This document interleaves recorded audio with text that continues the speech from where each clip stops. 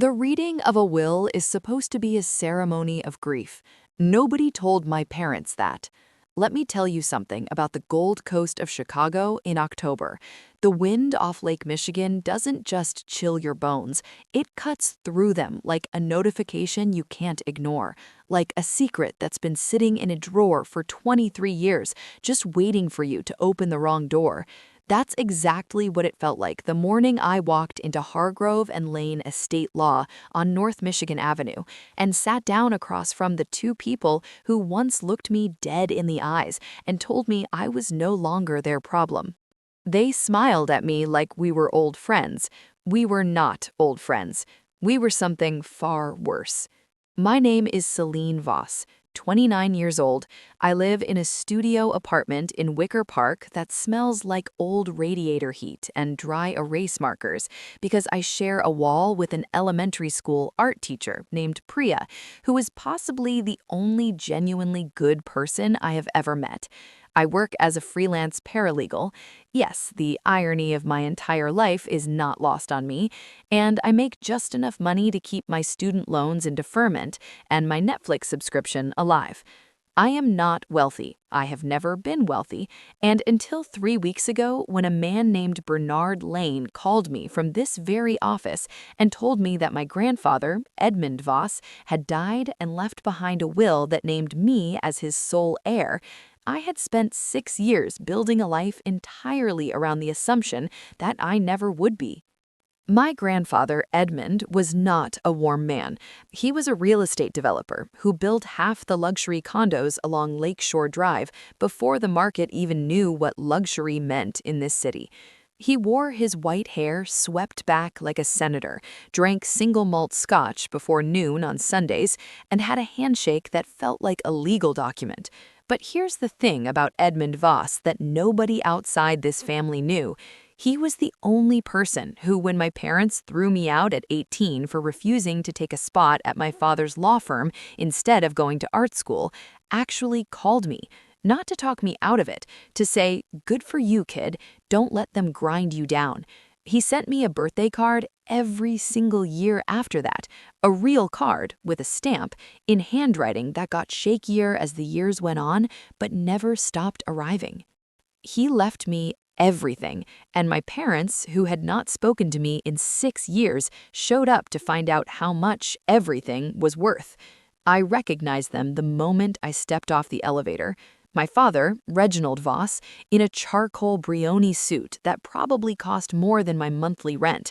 My mother, Claudette, in a cream Chanel blazer with her hair blown out like she was attending a gala, not a dead man's will reading. They were standing near the receptionist desk, and when they saw me, my father's expression did something complicated. Guilt flickered across it for exactly half a second before his PR smile snapped back into place like a mousetrap. My mother just tilted her head and said, "Celine, you look thin." Not "hello," not "I'm sorry for 6 years of silence." You look thin, like I was a project she hadn't finished. My father crossed the marble floor in 4 strides and grabbed my hand in both of his, pumping it warmly, and said, "Sweetheart, I'm so glad you came. I know this is hard. Losing Grandpa Edmund, it's a lot for all of us." His voice was the same voice he used in depositions, calibrated, smooth, carrying just enough emotion to seem real. I noticed he didn't actually say the word sorry. Reginald Voss never said sorry. He said things that sounded like sorry while meaning something entirely different. My mother squeezed my arm and said, "Don't worry, we'll take care of everything." She said it the way people say things when they have already decided what everything means, and it doesn't include asking your opinion. I smiled back. I have learned in 29 years how to smile at people who are underestimating me. It is the most useful skill I own. We were ushered into a conference room on the 32nd floor with a view of the lake that would have been breathtaking under different circumstances. Bernard Lane was a compact man in his 60s, with reading glasses perched on the end of his nose, and the quiet authority of someone who had seen the insides of too many families to be surprised by any of them. He had a thick file folder in front of him, and he set it down with the specific kind of care that told me whatever was inside it was not simple. My parents settled in beside me. Yes, beside me, close enough to whisper, close enough to touch my arm if something needed to be communicated without words. And I noted that they sat on either side of me rather than across. A boxing technique. Keep the person surrounded so they can't pivot away. Bernard cleared his throat and opened the file. He confirmed the basics. Edmund Reginald Voss, aged 79, had passed on October 3rd of cardiac arrest at his home in Lincoln Park. His estate, the total value of which Bernard then stated in a voice as flat as if he were reading a grocery list, was $3.8 million, encompassing the Lincoln Park townhouse, a portfolio of commercial properties in the West Loop, and a significant stock portfolio. He paused. He looked at all three of us over the tops of his glasses, and then he said the words that every lawyer in America has said in 1,000 different rooms to 1,000 different families who thought they already knew the answer. The estate in its entirety has been left to Celine Adina Voss. My mother made a sound, not a word, a sound, the tiniest, most controlled intake of breath, like a leak in an expensive tire. My father was already sitting forward, hands flat on the table, his smile still technically present but no longer warm, operating now on a completely different frequency, the frequency of a man running calculations. But then Bernard said there was a condition, and that is when everything in that room shifted completely off its axis. Mr. Edmund Voss, Bernard said, putting on his glasses now, reading directly from the document, has stipulated that the inheritance be released to Celine Adina Voss in full upon her satisfaction of a single condition. That condition is as follows. He paused. My father leaned another half-inch forward. My mother's hand, resting on the conference table, went very still. Bernard looked up from the page and looked at me, not at them, at me, with the look of a man who knows exactly what he is about to detonate and wants the right person to see it coming. The condition, Bernard said, is that Celine must first review and formally accept the contents of a sealed document which Mr. Voss has designated as Exhibit A.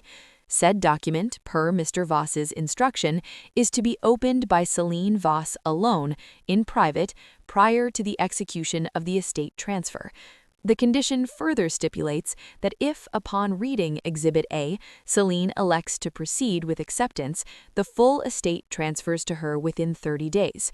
But if any party attempts to interfere with, remove, or damage Exhibit A before Celine has read it, the estate is to be donated in its entirety to the Chicago Housing Authority. I looked at my father. His smile was completely gone now. My mother had turned to look at him instead of at me.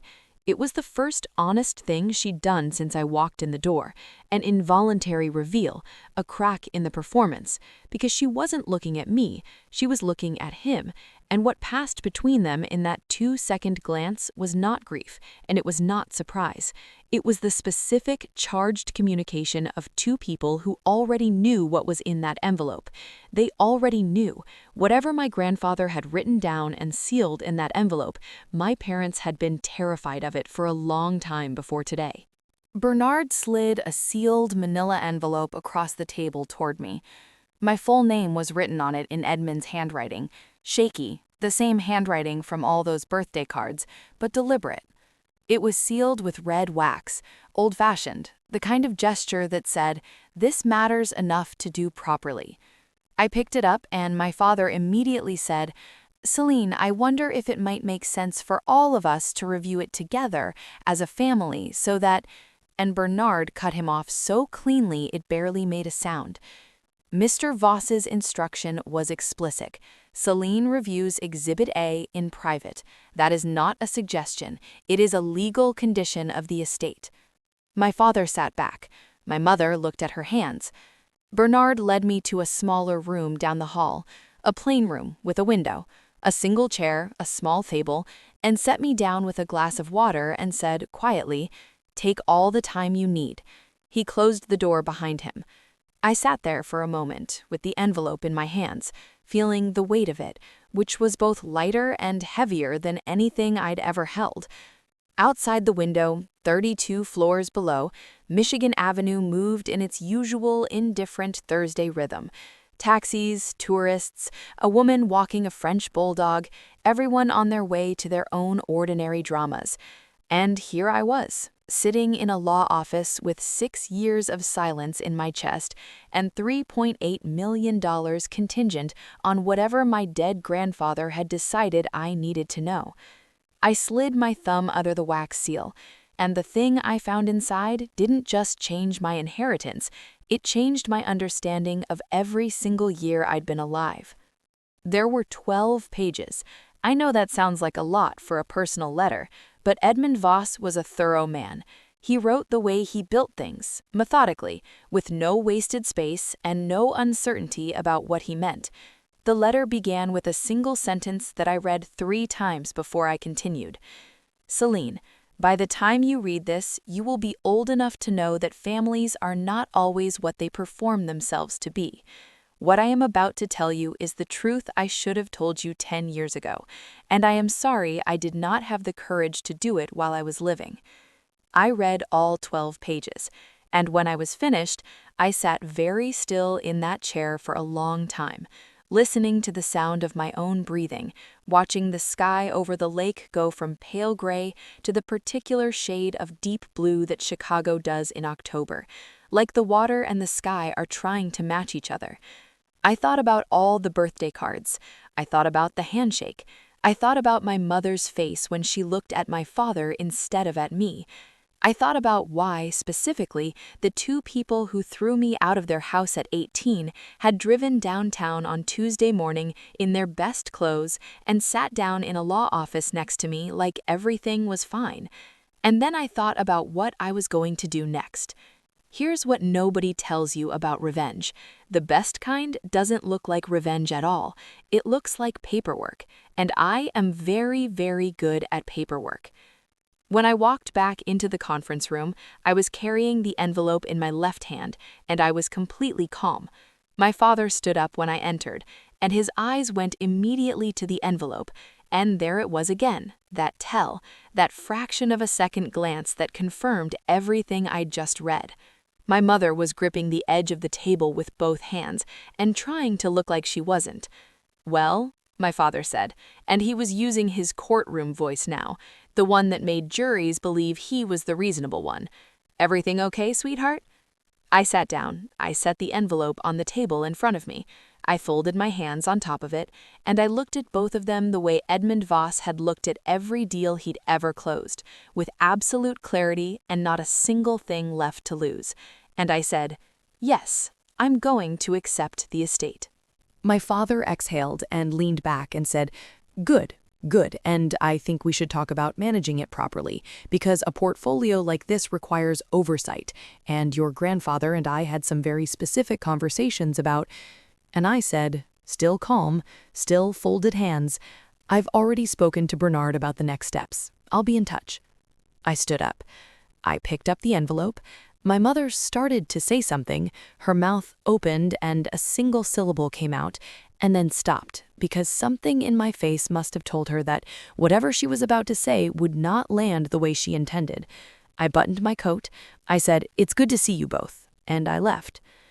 I walked out of Hargrove and Lane Estate Law into the October wind off Lake Michigan, and I let it hit me full in the face, and I didn't flinch. I had 12 pages in my hand and $3.8 million in my near future, and a secret that my parents had been keeping for 23 years sitting inside my chest like a lit match. And I needed to decide, not whether to use it because I already knew I was going to use it, but how. How slowly, how completely, how precisely. Because what Edmund had written in those 12 pages wasn't just a family secret, it was a liability. And I was about to become the most dangerous kind of person my parents had ever underestimated, a woman with documentation. They spent 23 years building a lie. I spent 23 days tearing it down. I didn't call my parents, I didn't text them, I didn't post anything on social media, didn't answer when my father's office called 3 times in the first week after the will reading, didn't respond when my mother sent a card, an actual card, with a stamp, the first she'd sent me in 6 years, which landed in my mailbox like a joke she didn't know she was telling. I kept my life completely ordinary on the surface. I went to work, I drank my coffee, I walked past the elementary school every morning and waved to Priya through her classroom window. And every evening, I sat at my kitchen table with Edmund's 12 pages and a yellow legal pad, and I built my case, the way I'd been trained to build every case I'd ever worked on as a paralegal, methodically, from the document outward, sourcing every claim, corroborating every fact, finding every thread, and following it until it either confirmed what I knew or showed me something I didn't. What Edmund had written in those pages wasn't just a secret, it was a confession. His confession, and it implicated people who were still very much alive and very much exposed. Here is what Edmund told me. 23 years ago, when my father, Reginald Voss, was a 32-year-old junior partner at his own father's firm, and my mother, Claudette, was pregnant with me, my grandfather Edmund discovered that Reginald had been systematically siphoning funds from the estate accounts of 3 elderly clients. Not huge sums at first, small withdrawals, the kind that get buried in quarterly statements, the kind that a grieving family going through probate wouldn't notice against the backdrop of legal fees. Edmund had found out through his own accountant, a man named Porter Dale, who had been doing Edmund's personal books for 15 years, and who, running the numbers on a joint property sale, had noticed a discrepancy. Edmund had confronted Reginald, Reginald had admitted it, and Edmund, here is the part that sat in my chest like a stone, Edmund had not gone to the Bar Association. He had not called the clients' families. He had covered it up. He had quietly settled with the clients himself out of his own money and made Reginald repay it over 7 years out of his salary, privately, without any legal consequence, without any record. Because he was my grandfather's son, and because my mother was pregnant, and because Edmund Voss, for all his sharpness in business, was in the end a man who could not bring himself to destroy his own child. But there was more. There always is. The second thing Edmund told me, and this was the thing that explained 6 years of silence, this was the thing that explained why my parents had shown up to that will reading in their best clothes with their PR smiles already loaded, was that the private repayment arrangement had been documented. Edmund being Edmund, he had made Reginald sign a private agreement acknowledging the original theft, the repayment terms, and the names of the clients affected. Edmund had kept that document in a safe deposit box at a bank on LaSalle Street. The same document was referenced in Exhibit A, the same document that Bernard Lane was now holding in escrow as part of the estate. My father had spent 23 years believing that document would die with my grandfather. He was wrong. And the moment I walked out of that law office, he knew he was wrong. That was what I saw on his face. Not grief, fear. I spent the second week doing research that I am extremely qualified to do. I pulled every public record I could find on Reginald Voss's career, bar filings, professional conduct records, civil case history, and because I had been working as a paralegal for 6 years in a city where everyone knows everyone and nobody talks about the things that actually matter, I also made a phone call to a woman named Dorinda Fay, who was a paralegal at a firm across town and who owed me a favor from a case we'd both worked tangentially 3 years ago involving a wrongful termination suit that I am not at liberty to describe. Dorinda is the kind of person who knows where every body is buried, professionally speaking. I told her what I was looking for. She told me she'd make some calls. 2 days later, she called back and told me that Reginald Voss had, in the last 4 years, taken on 3 new high-net-worth estate clients, all elderly, all with large asset portfolios, all with no direct family oversight of their finances. She said she'd heard whispers. She said nothing had ever been reported. She said the word pattern with the specific delicacy of someone who knows exactly what that word means legally. I sat with that for a full day. I sat with it and I thought about the 3 original clients from 23 years ago whose families never knew what had happened to them because Edmund had made it disappear. I thought about what my silence would cost those 3 new clients, and I thought about Priya next door, who once told me over wine that the best thing her mother ever taught her was that the difference between justice and revenge is whether someone else is safer because of what you did. I made a decision that night that changed everything. I decided I wasn't doing this for myself.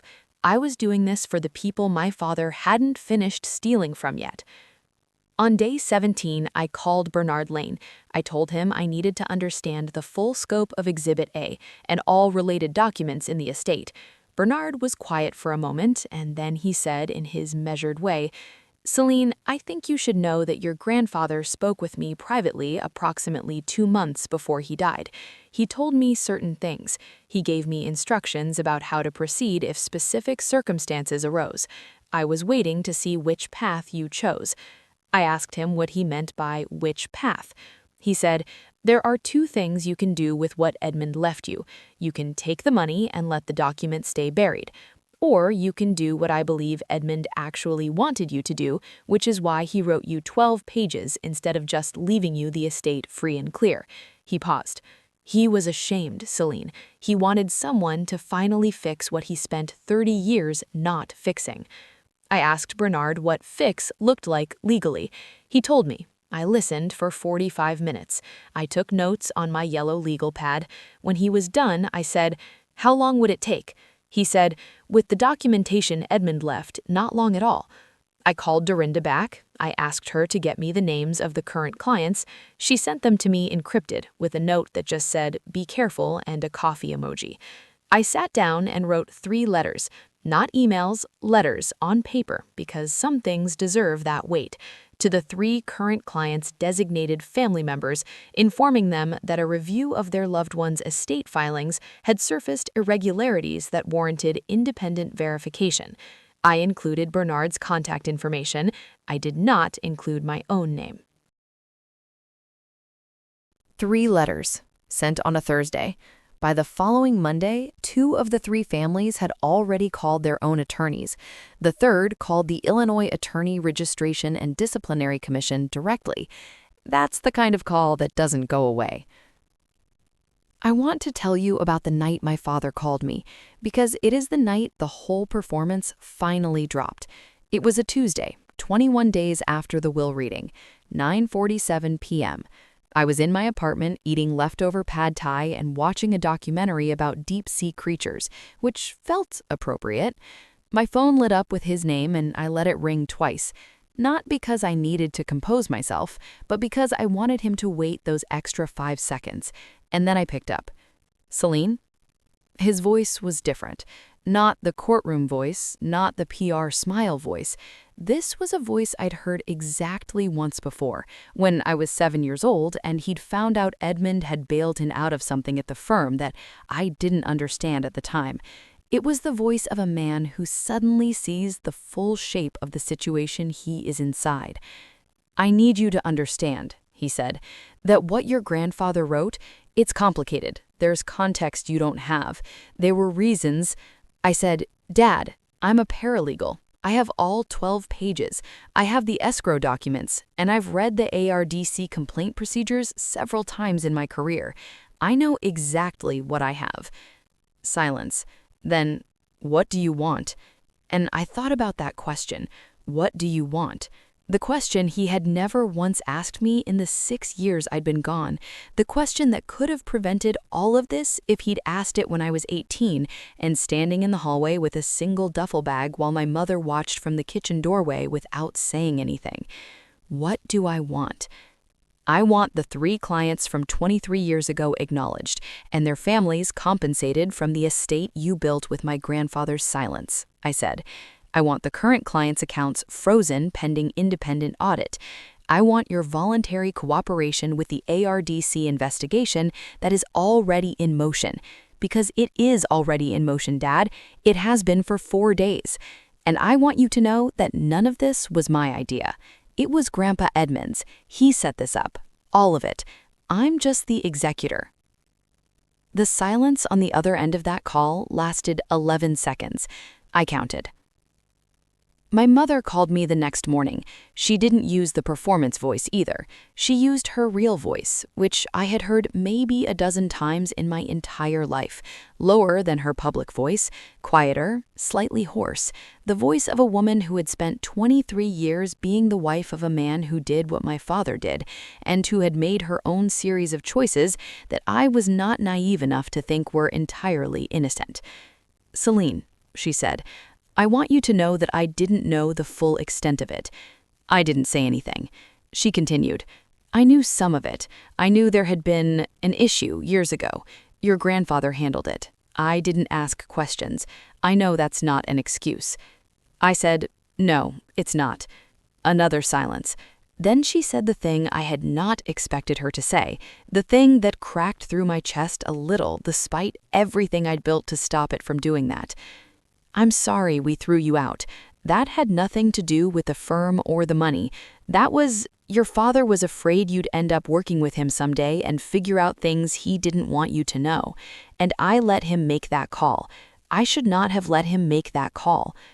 I held the phone for a long moment. I thought about 7-year-old Celine. I thought about 18-year-old Celine with the duffel bag. I thought about Edmund's birthday cards arriving every year, like small, consistent proof that not everyone in my family was completely beyond reach. And then I said, "Thank you for telling me that." I did not say it was okay. It was not okay, but I let it be real, which is different. The ARDC process moved fast, which surprised me and didn't surprise Bernard at all. He said Edmund had specifically structured the documentation to make it as airtight as possible, had spent the last 2 years of his life quietly assembling everything that a complainant would need. My grandfather, I was learning, had been building this the whole time. The whole time those birthday cards had been arriving, Edmund had been doing what he could not do face to face, preparing the reckoning he owed those clients, constructing the mechanism that would deliver it without requiring him to be alive to drive it. He had done it through me, because I was the one person in the family who was not implicated, not indebted, and not afraid of my father. He knew that about me since I was 18. He just needed me to be old enough, angry enough, experienced enough to see it through. My grandfather didn't just leave me money. He left me a purpose, and he was right that I was the only one who'd actually use it. Reginald Voss surrendered his law license voluntarily in the 3rd week of November, which Bernard told me was the best-case scenario in terms of outcome for the affected clients, because it opened the path to civil restitution without a drawn-out contested proceeding. The 3 current clients' accounts were independently audited. 2 of them had been skimmed. The estate covered the restitution for the original 3 clients from 23 years ago. My father's personal assets, beyond what the firm carried, were considerably more modest than his Brioni suits and his Gold Coast address had suggested. Turns out you can't live like money forever when what you actually have is other people's money. He and my mother sold the Gold Coast condo. They moved to a smaller place in Evanston. My mother, I heard through Dorinda, had started volunteering at a legal aid clinic, which I did not know how to feel about but chose to interpret as evidence that people are more complicated than the worst things they've done. I closed on Edmund's Lincoln Park townhouse on a gray afternoon in December, with snow starting to come down in that lazy, non-committal Chicago way, where you're not sure yet if it means business. Bernard handed me the keys and shook my hand and said, "Your grandfather would be very proud." I didn't cry at that, which surprised me. I just nodded and said, "He should have done it himself." And Bernard said, "Yes, he should have." We both stood there with that honest, uncomfortable truth for a second, and then I thanked him and walked outside into the snow. $3.8 million, 12 pages, 23 years, and one woman who had absolutely nothing left to prove to anyone, except that she did, in fact, know exactly what she was doing all along. I didn't move into the townhouse right away. I stayed in Wicker Park through January because I'm not the kind of person who moves too fast on things that matter. Priya helped me pack when I was finally ready, and she cried a little, and I pretended not to notice, which is how we handle things.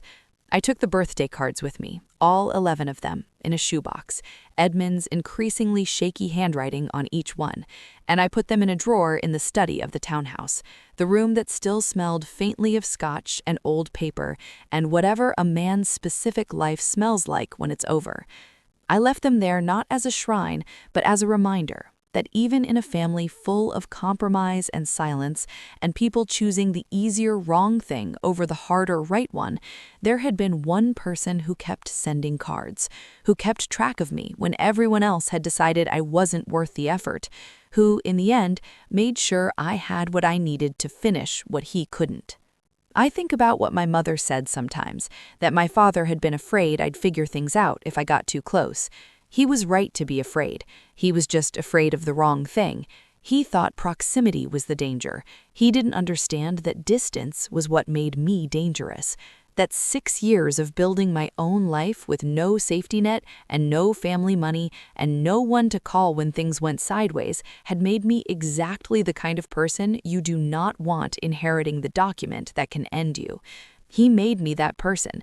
He and my mother made me that person, the day they handed me a duffel bag and closed the door. I used to be angry about that.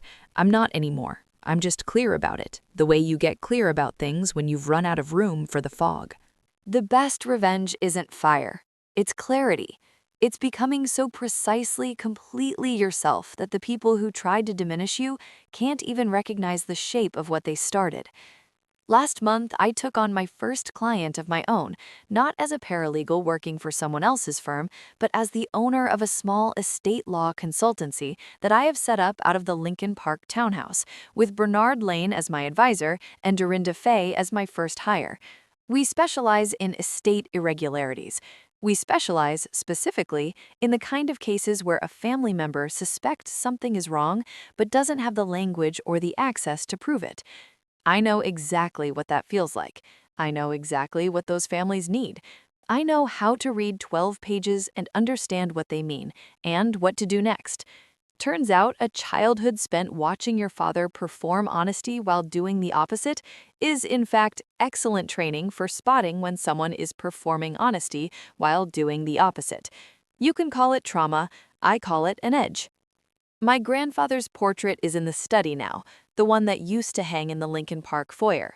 Oil on canvas, Edmund in a charcoal suit, those sharp eyes above that senatorial white hair. I talk to it sometimes. I know that's ridiculous. I do it anyway. I told him last week that the first case we took on settled in favor of the client. I told him I was doing what he should have done 30 years ago, and I told him I forgave him for not doing it then because I understand now that people are not always the most courageous version of themselves in the moments that require it, and that sometimes the best they can do is build a mechanism and trust the right person to pull the lever. He built the mechanism. He trusted me. He was, in the end, right about me. I think that's enough. I think that's what love looks like from men who don't know how to say it. They build things for you instead, things that last, things that still have your name on them long after they're gone. Outside the study window, Lake Michigan is frozen at the edges today, that pale winter gray it goes when Chicago stops pretending it's anything other than what it is, a city built on old money and harder people, on things buried and things eventually unearthed, on wind that cuts through whatever you thought was protecting you and makes you face the actual thing. I don't flinch at it anymore. I open the window and let it in. I have 12 pages in a drawer and $3.8 million and a practice built on the premise that secrets have a cost and someone always eventually pays it. I have Priya's number saved under emergency contact. I have Edmund's handwriting in a shoebox. I have absolutely nothing left to be afraid of. And I have, for the first time in 29 years, in this house that smells like scotch and old paper and possibility, the very specific, very quiet, very certain feeling of being exactly where I was always supposed to be. They told me at 18 that I was on my own. They were right. They just didn't understand what that would eventually make me. The condition was never about the money. It was about finding out who Celine Voss really was and whether she was brave enough to be her. Take a moment to comment your city or country. I love connecting with you all. Thank you for listening and supporting, and be sure to subscribe for more stories. More are coming your way soon. Until next time, stay kind to yourself and stay strong.